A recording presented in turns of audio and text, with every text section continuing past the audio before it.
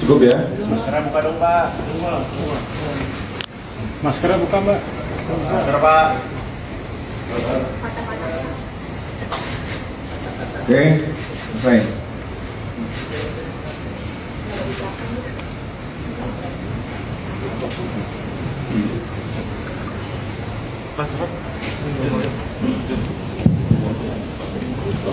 Assalamualaikum warahmatullahi wabarakatuh.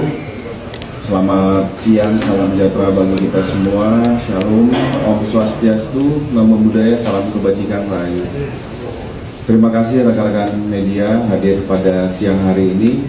Kita akan menyampaikan pengungkapan kasus penipuan dan atau penggelapan jasa wedding organizer by Ayu Puspita. Di sini hadir Bapak Direskrim beserta rekan-rekan Kasubdit dan penyidik Kasubdit Penmas. Saya ingin menyampaikan bahwa pengungkapan kasus WO by Ayu Puspita telah menimbulkan banyak korban di wilayah hukum Polda Metro Jaya. Menjelaskan penetapan 2 tersangka, pasal yang dipersangkakan, serta perkembangan proses penyidikan. Kami juga akan menyampaikan data laporan dari posko pelayanan pengaduan korban serta estimasi total kerugian berdasarkan hasil verifikasi sementara. Polda Metro Jaya berkomitmen dalam penegakan hukum, serta kami juga ingin meluruskan kepada masyarakat sehingga tidak berspekulasi dan mendapatkan informasi yang valid, terkini, dan fakta dari Polda Metro Jaya. Kami juga mengucapkan kepada rekan-rekan yang hadir pada siang hari ini, kami akan menyampaikan perkembangan kasus penipuan dan atau penggelapan dengan modus wedding organizer by Ayu Puspita, sebuah kasus yang mendapatkan perhatian publik dan masyarakat karena melibatkan ratusan korban dan nilai kerugian yang sangat signifikan. Polda Metro Jaya berkomitmen untuk memberikan informasi secara terbuka, transparan, dan akuntabel sebagai wujud pelayanan kepada publik dan dukungan terhadap proses penegakan hukum yang sedang berjalan. Selanjutnya kami akan berikan waktu kepada Bapak Direktur Reserse Kriminal Umum untuk menjelaskan secara runtun, secara rinci terkait kronologi sampai dengan perkembangan proses penyidikan. Silakan Bapak Direskrim. Terima kasih Pak Kabid Humas. Assalamualaikum warahmatullahi wabarakatuh. Selamat siang rekan-rekan semuanya. Pada hari ini kami akan menginformasikan terkait dengan penanganan perkara pidana yang diduga dilakukan oleh pemilik dari WO by Ayu. Sebagaimana kita ketahui, dalam beberapa waktu belakangan sudah terjadi satu peristiwa hukum yang mengakibatkan kerugian terhadap para korban. Selanjutnya kami melakukan upaya penyelidikan dan penyidikan terhadap peristiwa hukum tersebut. Dan dari keterangan saksi, kemudian alat bukti yang kami peroleh dari proses penyelidikan dan penyidikan yang kami lakukan, kami menemukan satu konstruksi pasal pidana yang sudah dilakukan oleh saudara APD, di mana saudara APD sudah melakukan penipuan dan penggelapan terhadap para korban dengan modus operandi menawarkan jasa penyelenggaraan pernikahan.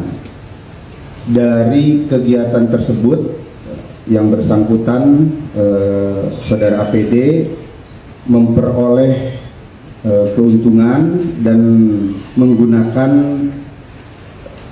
uang yang disetorkan oleh para korban untuk kepentingan pribadinya. Dari alat bukti yang kami peroleh dalam proses penyelidikan dan penyidikan tersebut, saat ini kami sudah menetapkan 2 orang tersangka, yaitu saudari APD dan saudara DHP. Dari fakta hukum yang kami peroleh tersebut, terhadap kedua orang tersangka ini sudah kami tahan di rumah tahanan Polda Metro Jaya.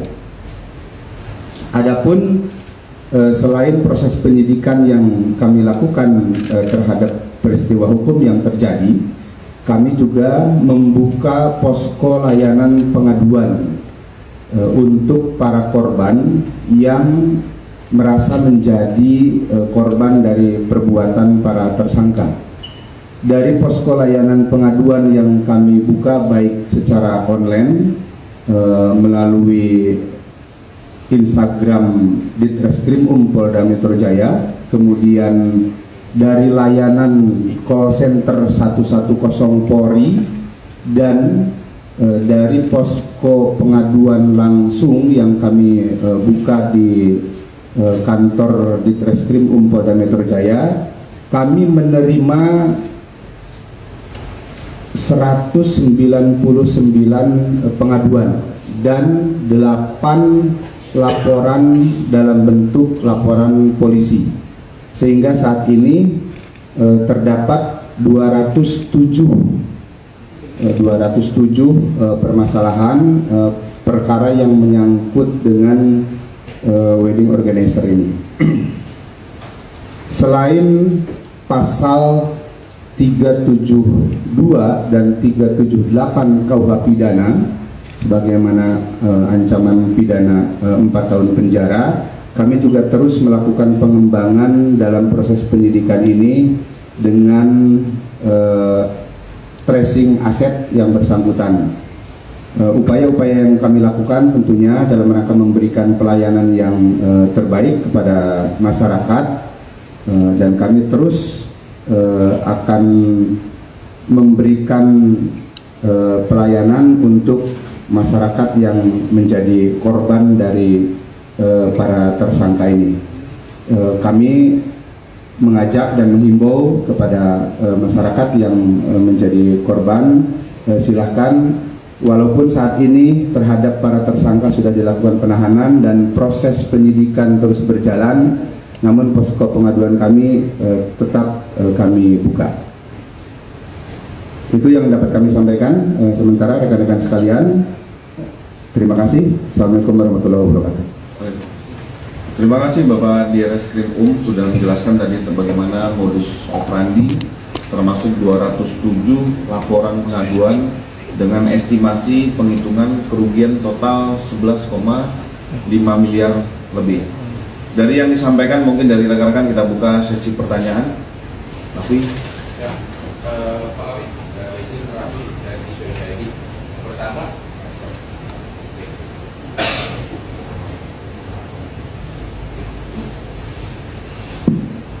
izin Pak Dir, Pak Kabit, Raffi dari Disyodo tadi. Pertama, kira-kira motif dari si terduga pelaku ini atau si APD ini seperti apa sih? Apakah dia untuk memperkaya diri, terus kira-kira uangnya itu digunakan untuk apa aja nih terkait 11,5 sekian M ini? Terus kira-kira apakah hanya 2 TSK yang di Polda Metro atau ada TSK lain? Mungkin itu dulu sih Pak Kabit. Terima kasih.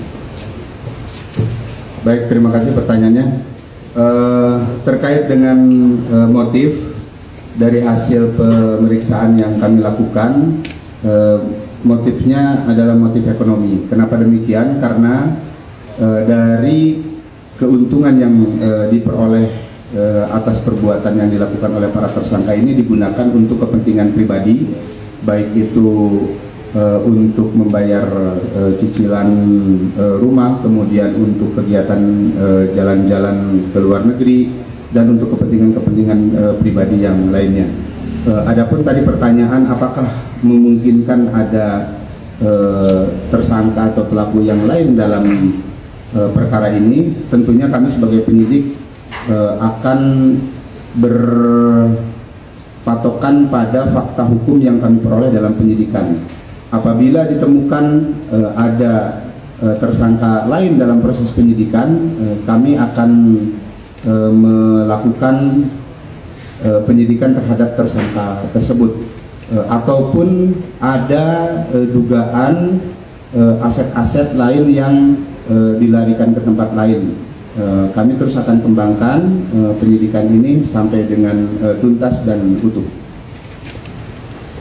Oke, ya Mas. Ya. Selamat siang Pak, saya Rama dari Tes. Ya, selamat siang Pak, saya Rama dari wartawan Harian Kompas. Ingin bertanya, dua tersangka ini lakukan ini sudah sejak kapan ya Pak? Sehingga korbannya bisa mencapai 207 ini yang melaporkan ya, itu yang mungkin masih lebih banyak lagi yang belum melaporkan begitu. Terus dari laporan yang sudah masuk, biasanya kerugian per orang itu mencapai berapa juta rupiah ya Pak yang mereka salurkan. Terus yang ketiga, kenapa mereka bisa begitu percaya dengan dengan ini? Apakah memang mereka ini menggunakan mengikuti event-event tertentu sehingga konsumen tertarik, atau ada misalnya diskon atau lebih murah gitu sehingga pelanggan tetap menggunakan jasa ini gitu Pak? Apakah benar dalam kasus ini ada skema Ponzi gitu Pak? Jadi sebenarnya mereka pelaku ini sebenarnya tutup lubang dari lubang dari dana yang ada, kemudian menggunakan dana yang orang lain gitu. Terima kasih. Baik, terima kasih. Untuk yang bersangkutan, kenapa bisa menarik para korban? Karena ada yang ditawarkan kepada para korban ini dalam bentuk fasilitas. Pertama yang ditawarkan adalah paket yang murah. Kemudian dari paket yang murah tersebut itu ada fasilitas lain yang ditawarkan, misalkan tempat pelaksanaan pernikahan yang fantastis, kemudian ada paket liburan ke tempat-tempat yang ditawarkan oleh para tersangka, ke Bali misalkan dengan paket wisata, dengan paket honeymoon, sehingga itu menarik para korban untuk menggunakan jasa dari para tersangka. Kemudian sejak kapan ini berlangsung? Untuk kegiatan jasanya sendiri itu sudah berlangsung dari tahun 2016. Kemudian di 2024 tersangka meningkatkan dalam bentuk badan hukum. Itu yang mereka lakukan. Lalu kemudian kerugian dari masing-masing korban ini cukup variatif karena mereka dimintakan untuk membayar DP terlebih dahulu, sehingga kerugiannya cukup variatif dari ada yang 40 juta, 60 juta. Kemudian nanti ada penawaran lagi apabila para korban ini melunasi sebelum waktunya, maka akan memperoleh keuntungan-keuntungan lain. Sehingga itulah yang membuat para korban tertarik. Tadi dipertanyakan juga, adakah skema Ponzi? Memang di dalam menjalankan bisnisnya ini tersangka dengan sistem gali lubang tutup lubang, sehingga untuk menutupi kegiatan yang daftar lebih dahulu karena nilainya murah, kemudian dia akan tutupinya dengan pendaftar berikutnya. Begitupun selanjutnya, sehingga pada akhirnya setelah sekian lama berjalan ini menjadi satu kerugian yang besar yang harus ditanggung dan tersangka tidak bisa memenuhinya. Iya, ya. Nah. Izin Pak Kabit, Pak Dir.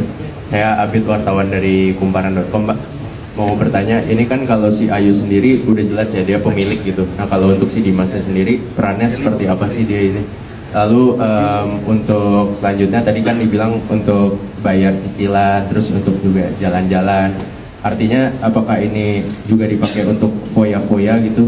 Dan kalau boleh dijelaskan lebih rinci, dia sempat kemana aja Pak Dir, luar negerinya itu menggunakan uang-uang yang dia dapatkan gitu ya? Itu aja mungkin dari saya. Baik, terima kasih.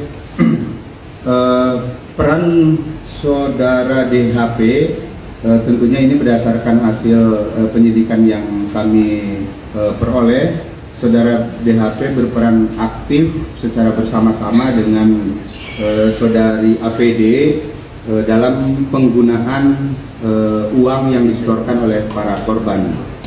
Adapun untuk tujuan dari perjalanan tentunya itu nanti kami akan kembangkan di dalam proses penyidikan lanjutan, karena saat ini kami berkonsentrasi pada penyidikan perkara pokoknya yang sehubungan dengan dugaan pidana yang dilaporkan oleh para pelapor. Oke ya, mungkin dari kiri. Ya, silakan Mbak. Ya, Pak.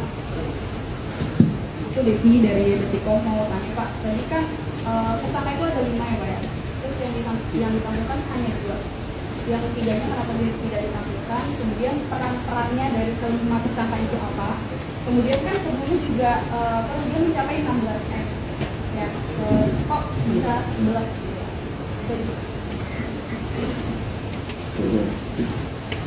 Baik, rekan-rekan sekalian, kami tegaskan ya, kami sudah melakukan proses penyelidikan dan penyidikan. Dari fakta hukum yang kami peroleh dalam proses penyidikan ini, kami sudah menetapkan 2 orang tersangka, saudari APD dan saudara DHP. Jadi kami ulangi, 2 orang tersangka, saudari APD dan saudara DHP.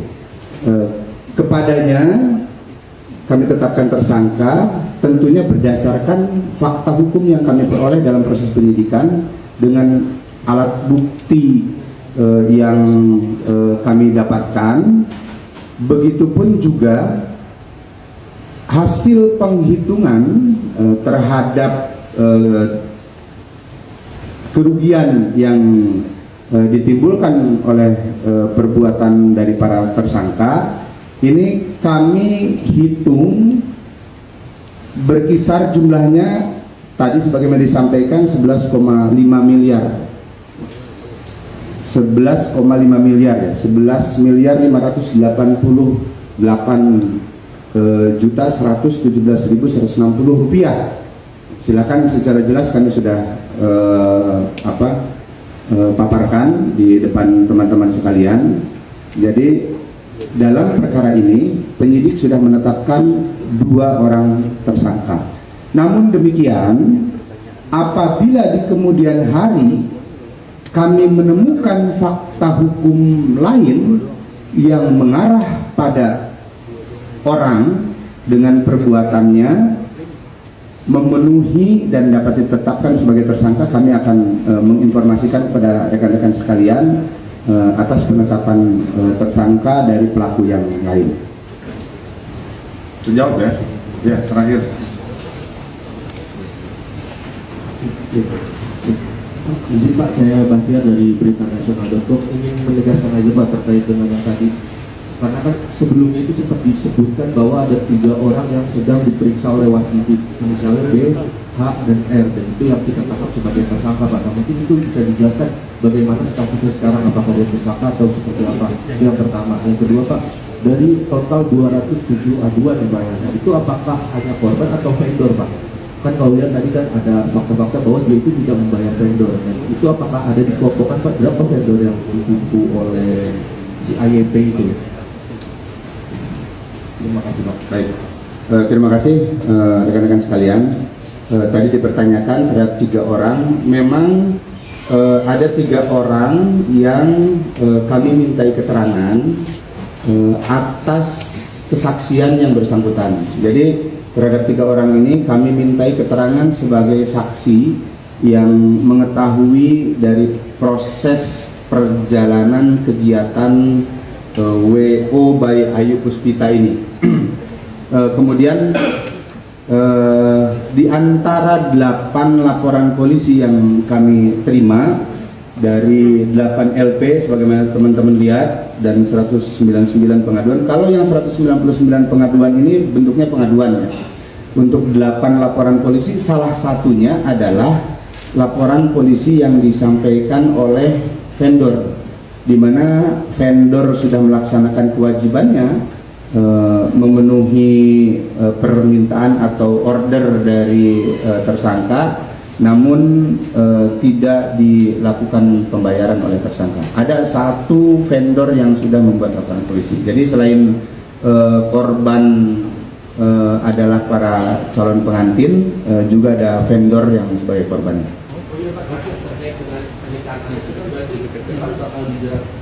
PPU Pak, atau seperti apa sih Pak mekanisme, dan mungkin untuk kepada para korban ini kan pasti berharap kerugian yang dialami bisa kembali, mungkin boleh ditanggapi oleh pihak kepolisian bagaimana Pak? Baik, kami akan maksimalkan untuk penelusuran aset. Tentunya tadi sebagaimana mungkin diharapkan oleh para korban ada pengembalian kerugian, ya tentunya kami sebagai penegak hukum, pelindung, pengayom dan pelayan kepada masyarakat akan berupaya maksimal untuk memberikan yang terbaik bagi para korban. Begitupun juga menjaga hak-hak tersangka. Pak, maaf sedikit lagi Pak. Wilayahnya cuma ada di Jakarta, wilayah hukum Polda, atau ada di wilayah lain ya Pak? Untuk korban? Korban sebagian besar di wilayah Jakarta, namun ada beberapa yang menjadi korban di wilayah aglomerasi Jabodetabek. Demikian ya rekan-rekan sekalian, terima kasih Bapak Direktur sudah menjelaskan. Jadi penyidik Polda Metro Jaya terus melakukan pendalaman terhadap perkara ini secara maraton. Jika ada saran masukan, kami siap untuk menampung itu, terutama tadi kita memberikan empati bagi para korban. Ini menjadi perhatian yang lagi dikemas oleh teman-teman penyidik. Kami juga mengingatkan, mengimbau kepada seluruh masyarakat untuk lebih berhati-hati terkait tentang penawaran jasa wedding organizer, karena memberikan ruang terhadap janji-janji, memberikan tiket, bonus, honeymoon, fotografer, segala macam dan cashback, tapi ini tidak pernah terlaksana. Kami mengimbau kepada seluruh masyarakat dan seluruh korban untuk melaporkan terkait tentang peristiwa yang menimpa saudara sekalian. Bisa melalui call center 110 Polri ataupun datang ke Ditreskrimum Polda Metro Jaya, ataupun mungkin DM melalui Instagram Ditreskrimum Polda Metro Jaya. Sekali lagi terima kasih rekan-rekan media sudah hadir pada siang hari ini. Wabillahi taufiq wa hidayah. Wassalamualaikum warahmatullahi wabarakatuh. Om Santi Santi Santio.